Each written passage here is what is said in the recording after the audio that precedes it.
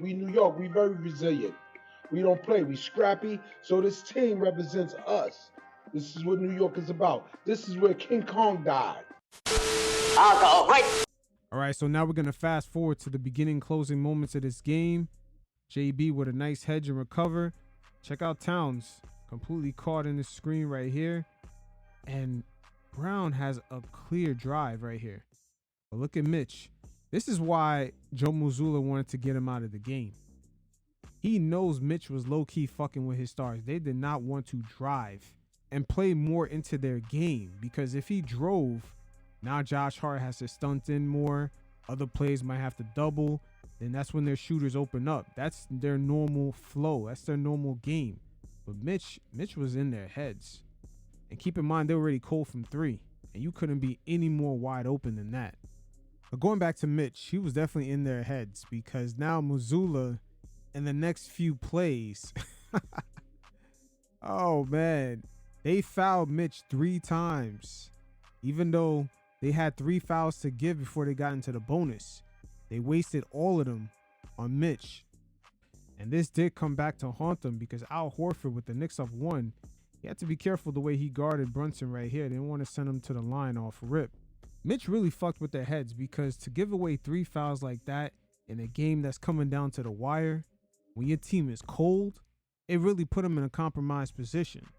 Because this possession right here, they could have had a take foul. It would have been their 3rd or 4th team foul. But instead, they had to, guard differently. But in a way, it kind of took away a small advantage of them just forcing the Knicks to reset, or even changing the way defensively they guarded them. Once again, the Knicks are not really a free throw shooting team. The Celtics only had 1 team foul. Then they fouled Mitch 3 times in less than 4 seconds. That hacker Mitch had them New Orleans voodoo dolls attached to it or something. Celtics straight spooked. But what's even more spookier for the Celtics is a question that most media members throughout the NBA will be afraid to ask, is which team has the better star who could actually convert in closing moments. A lot of the NBA media members are based out of Boston or have some sort of affiliation over there with the expansive school system and the print media. And they're very protective of their stars, Jason Tatum and Jalen Brown. But make no mistake about it, in game 2, we got a lot of samples. And a lot of the perfect concoctions were formed for us to test this sample. The Knicks being able to play switch defense, Al Horford not really performing as well, and he's looking like he's aging. And the Celtics' other perimeter players outside of their stars are struggling to make open shots. So how well are Jason Tatum and Jaylen Brown are going to be able to deal with the combination of OG Anunoby, Josh Hart, and Mikal Bridges out there in the perimeter? So for Boston media and the NBA media at large, you can't protect these two from their judgment day. And like my man Tracy Morgan has said, this is New York City, baby. King Kong died here. Ain't no escaping this. Hopping right back into the action, Knicks up 1. We already know the dynamics at play right here. And check out Brown. What is he going to do? Is he going to convert? Jaylen Brown, once again, he's one-on-one with Brunson on the island. Knicks up 1. What is he going to do?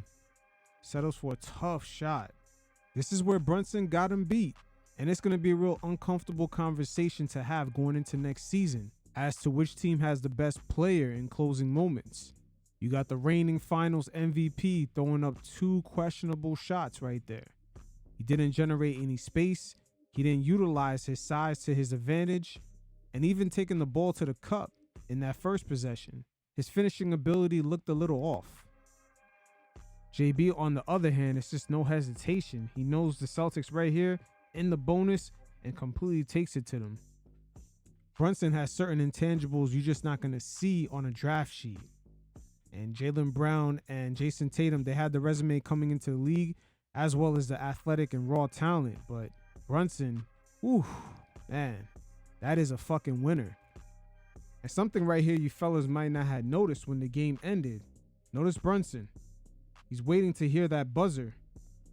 He's making sure the ball don't go out of bounds. He's securing the win. I noticed that he did this a couple of seasons ago when Julius Randle didn't play defense right before the half, and he thought the opposing player wouldn't get to the ball on time because it was about to go out of bounds. Brunson chased him down and made it difficult for the opposing player to actually get a shot off and perhaps to steal a bucket. That's when I knew, I'm like, okay. That's when I knew, oh man, this guy is something else. He's making sure that he gains an advantage at every inch and leaves nothing on the table. But hopping right back into the action, looking at some of these guys in closing moments, pay attention to Al Horford right here. This is a very smart screen. He's going to catch Towns completely off guard because it looks like he's going to give a screen right here, but he goes to the right side. And it's going to completely catch Towns off guard. See how he switches? And now Tatum could attack this. Al Horford making up for some of the aging he's shown so far in this series. All right, so here we go. The final play of the game. Looking at Mitchell Robinson right here. A lot of the concepts we spoke about, like him being able to switch one-on-one on defense and being able to hold his own, came up in this scenario. And also, the Knicks help defense. Mitch showing that mobility. Tatum having to go through a lot of guys, man. Look at OG and Mitch right here. And now the help defense, which has been a catalyst throughout this whole series. It's been Josh Hart. It's been Mikal. And it's also been OG in the same position right here. But it's really been a difference maker for the Celtics. Tatum and Brown, they have not reacted fast enough, especially when these corner wings right here come to help out. They have not been fast enough with their reactions. A great play by Mikal right here. And once again, look at JB sprinting it out. It's just been incredible team effort all around. And a lot of the team vibes from last season, they're back. But I'm going to leave you guys with one last thing with Tibbs, just describing the team's overall character. Well, always have the belief, I think, in each other. You know, I think you get to the playoffs, it's about really your mental toughness, your defense, and your teamwork, and always having the belief that you could do something better and you can find a way to win, right? So it's a long game, keep playing, and that's what they did. And this team has been that way all season long. You know, we dealt with, you know, Mitch being out more than the first half of the season. Then Jaylen took the injury in March, and just they kept marching forward, and I think that's important for us. Thought Mitch gave us a huge lift off the bench. Cat was, you know, huge, had the big putback. You know, I think Mikal, the way he scored in the fourth was huge for us. It gave us a lot of confidence. And then, you know, Jaylen, that's Jaylen. You know, it doesn't matter what's going on in the game. He's going to be at his best when his best is needed. Timely plays, but there was a lot of hustle plays in there as well.